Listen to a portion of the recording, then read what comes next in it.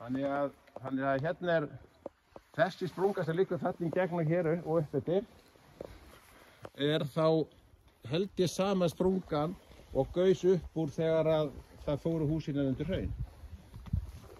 Ekki að gaus upp í, þetta rann eftir henni. Þannig að nú er þetta orðið tiltölulega þekkt og alltaf Víðihlíð fór í sundur og það var bara helmingurinn í lagi og hinn ekki.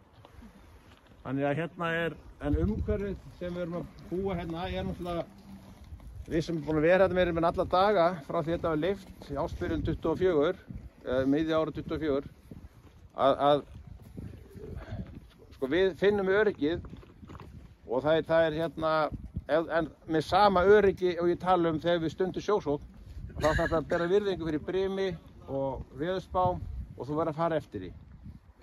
Það er svona verkefni okkar í upprisunni sem er fram undan hérna. Þannig